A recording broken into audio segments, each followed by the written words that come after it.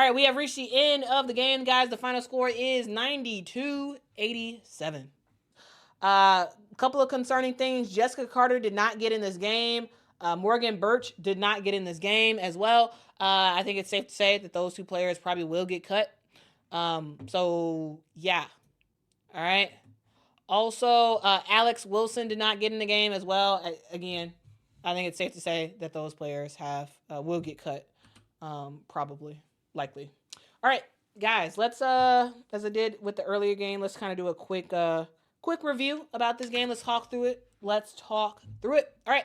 So, guys, we have reached the end of the game where the Chicago Sky have lost to the Minnesota Lynx. The final score of this game is 92 Minnesota, 87 Chicago. And this game was a little back and forth, a little excitement in the beginning, and it kind of it was a skying high, like soaring high, looking really good.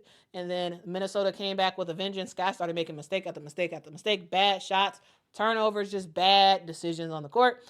Ultimately, Minnesota kind of got in this game and was easily taking it over. The Sky kind of got back in this one, tried to make it a game late, but ultimately Minnesota was able to get the dub. Again, the final score is 92-87. Let's actually get into the specifics of what in the world is going on with this game. So when we look at this game and we just sort of see how everybody played, overall it was okay, right? The Minnesota Lynx shot 45% from the field. The Chicago Sky shot 42%. Overall, significantly better shooting game than the game we saw earlier between the Fever and the Atlanta Dream. So overall, both of these teams shot the ball better, and they didn't shoot as many threes, though they did shoot a lot. The Chicago Sky ended up attempting 28 threes in this game. The Minnesota Lynx attempted 27 threes, but again, not as many as the Atlanta Dream did earlier today. When we look at turnovers, the turnover situation did benefit the Minnesota Lynx, where the Chicago Sky ended up committing 14 turnovers, 11 turnovers for the Minnesota Lynx. And this team was a team that was focused on just doing the right thing at the right time. And the Chicago Sky in that first half, we saw, or actually really the beginning part of that first quarter. A thing to note, guys, Rachel Banham did get the start for the Chicago Sky. The reason why is because Courtney Vandersloot, she was there, but she was ruled out for the game due to a rib injury. So she was on the bench cheering on her squad, but she could not play in today's game. So Rachel Banham did get the starting nod as the starting point guard for this team. And as a point guard, you know, she did okay. As a shooting guard, Rachel Banham was on one in that first quarter. I believe 11 of her 14 points was scored in that first quarter, where she was on a 3-point heater, guys. She only made one basket outside of that first quarter. And she was ultimately 4 of 7 from the three. You need Rachel Banham to knock down shots. And here's the thing about Rachel Banham, she shoots and scores in bunches, especially when it comes to the three.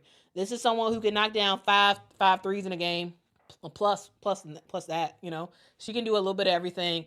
But when she's off, she's off. But when she's on, okay, she can absolutely make some stuff happen. Another good thing for the Chicago Sky is that Kia Nurse had a pretty decent game, right? Made 2 threes. Ultimately, she finished with 14 points as well. Not the best of field goal percentage, right? 4 of 11, but like not bad of a field goal percentage. Ariel Atkins didn't play that great from a shooting perspective, but from a facilitation perspective, she did her job. She finished with 7 points, 3 of 13 from the field. Ultimately, she did have 6 assists because, again, players had to step up because the general, Courtney Vandersloot, was out. So everybody else had to step up and do a little bit more. And Ariel Atkins was definitely doing a lot of facilitating for this team. And ultimately, that was good. But again, she has to get her her shots back online, right?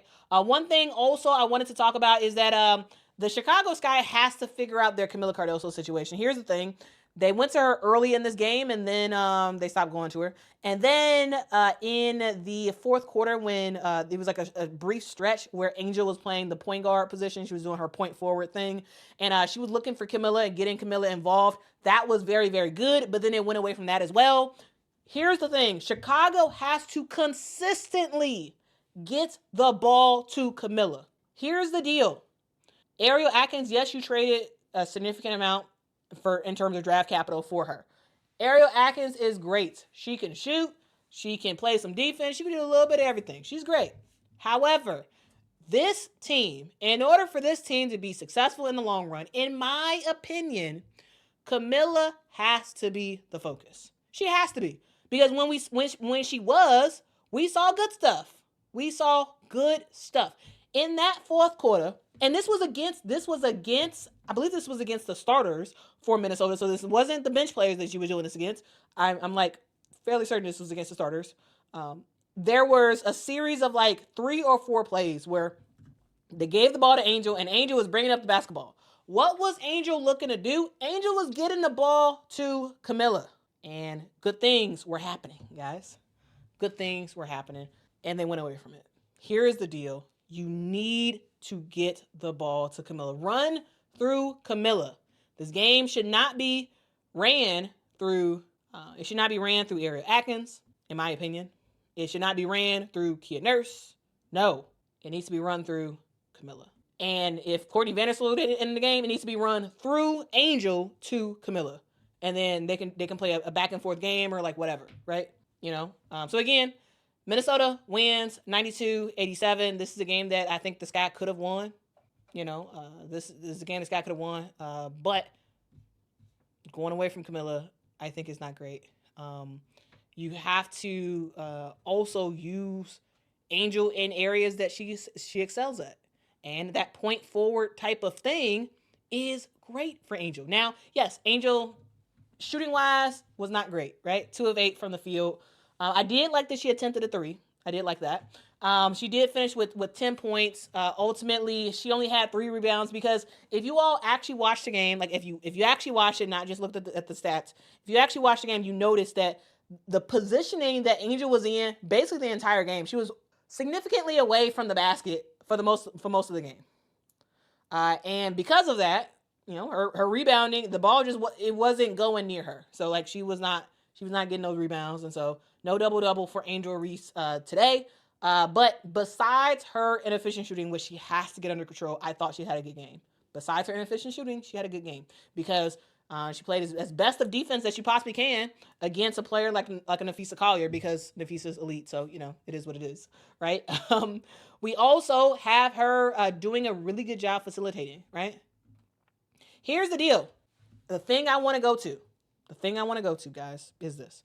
Angel Reese was facilitating in this game. She was getting players involved, specifically Camilla, and she was making stuff happen. Angel Reese finishes the game with 5 assists. And a lot of times when you have, players facilitating, trying to get other players involved, you usually see some turnovers, right? Usually. It's not a surprise to see a turnover or 2. 0 turnovers for Angel in this game. 0. And why we went away from it, I don't get it. I don't get it. I really don't understand. Okay? 10 points for Angel, 5 assists, 3 rebounds, 1 steal, 0 turnovers. She did have 5 fouls though, so she was using up all them fouls. but yeah, if you take out her scoring attempts, which yes was not great. She has to get that under control. But if you look at the rest of Angel's game today, I thought she played well. I thought she did. She was doing a good job facilitating. She was doing a good job getting players involved. What I don't understand is why this guy went away from that. Why would you go away from that and then keep the ball in Ariel Atkins' hands, or keep the ball in Banham and other people's hands? Hey, give it to Angel. She was doing a successful job playing that point forward type of role in that fourth quarter. Why you went away from it, I don't get it. I don't understand. All right. And Camilla, yeah, we just got to get her the ball more. 4 of 7 from the field. She almost had a double-double with 13 points, 9 rebounds, 3 blocks. She was absolutely doing her thing in this game. I want to see more from Camilla. In order to see more, she has to get the basketball, okay? She has to get the basketball. All right. Let's continue on. Ariel Atkins, again, I already talked about her. Kia Nurse already talked about her. Michaela Onyenwere, she played not great. In terms of a shooting thing, 2 of 7 from the field. Ultimately, she finished with 6 points. with 6 points. Maddie Westbeld played a little bit in that first half. Didn't actually play after that. She didn't really do anything worth noting. E-Wheel is E-Wheel, and so, that's the thing there. Ultimately, she had 7 points, 3 steals, because she's going to definitely play some defense. Mariah Jefferson, that's fine. Rebecca Allen, she played fairly well. Haley Van Lith played fine. Actually, no. I would say Haley Van Lith offensively played well. Defensively, she was terrible. Offensively, Haley played well. Defensively, not good. There were so many times that Haley was getting killed off. She got killed, off the bounce by Napheesa Heidemann. It felt like there was 2 or 3 plays straight where Haley Van Lith just got cooked on defense. And it's come on now. Offensively, Haley played well. She did, 3 of 4 from the field. Ultimately, she finished with 8 points. Didn't play bad. 3 assists. Only two turnovers in this game. She played a significant amount of minutes in that fourth quarter with the starting unit for the Chicago Sky, which is pretty interesting. I think Tyler Marsh really wanted to get a feel. He wanted to really get a feel for what Haley could do, with the starters. And she played okay. Defensively, no. Offensively, yeah. Haley Van Lith played well offensively. Just defensively, she just has to work on that a little bit more. She has to work on that. All right, and for Minnesota, hey, Napheesa Collier is Napheesa Collier. She's gonna do her thing all day long. She kept getting fouled. And making some stuff happen.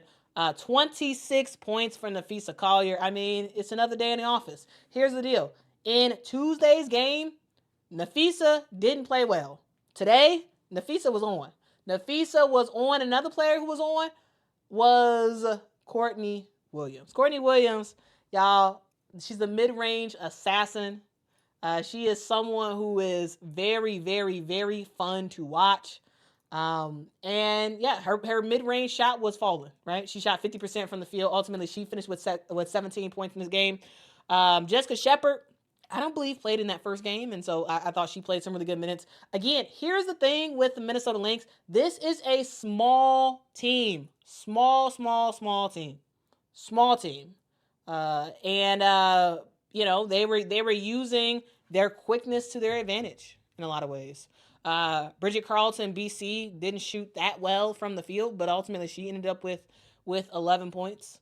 And for the bench for Minnesota, Diamond Miller and Alyssa Peely got a significant amount of minutes. Alyssa Peely, in my opinion, didn't play well at all. I didn't think she played well in this game. Diamond played okay. She played okay in this one. Maureen Badine had a lot of minutes in this one. I think she, is doing whatever she can to impress Cheryl Reeve to stay on this roster.